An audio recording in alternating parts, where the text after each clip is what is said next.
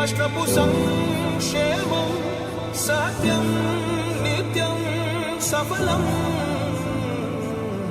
జనగణ మంగళ నాయకుడా, ఘనమగు చరితల నాయకుడా, పలుతరములు మము పరిపాలించర స్వామికుడా, నవయుగ మేధో సైనికుడా సమయ.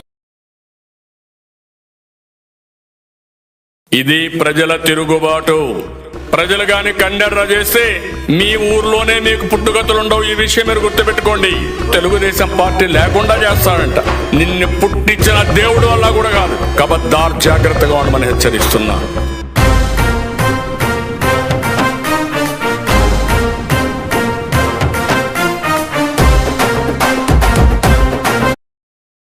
మాట్లాడటం జరిగింది.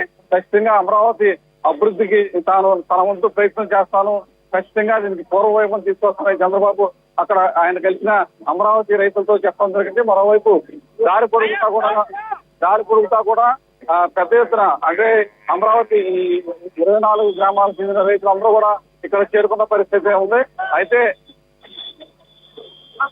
చంద్రబాబు ముహూర్తం అయితే నిర్ణయిస్తున్నారు సచివాలయంలో సంతకం పెడతానికి. అక్కడికి వేగంగా వెళ్లాలన్న ఒక ఉద్దేశం కూడా ఉంది. దీంతో ఆయన కాన్వాయ్ వేగంగా వెళ్లాలని చెప్పి మరోవైపు పోలీసులు అందరూ కూడా చెప్తున్నారు. దాదాపు 4.5 సంవత్సరాల నుంచి అమరావతి రైతులు తీవ్రమైన కష్టాలైతే పడుతున్న పరిస్థితి నెలకొంది. ఎందుకంటే ఈ 4.5 సంవత్సరాల్లో వీళ్ళు అనేక కేసులు ఎదుర్కొన్నారు.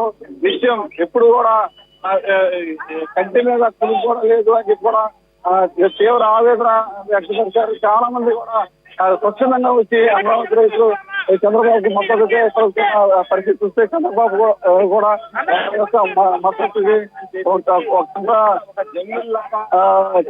పులకింతమయ్యారు.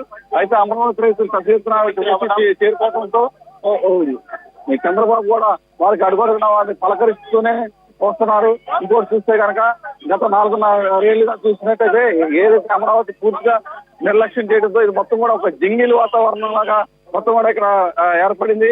వీటన్నింటినీ కూడా అంటే చంద్రబాబు ముఖ్యమంత్రిగా ప్రమాణ స్వీకారం చేయకముందలే ఈ మొత్తం కూడా ఈ జింగిల్ వాతావరణాన్ని మొత్తం కూడా దాదాపు ఒక 200 ప్రొక్లైన్స్ మొత్తం కూడా క్లియరెన్స్ కూడా చేయటం కూడా జరుగుతుంది. మరోవైపు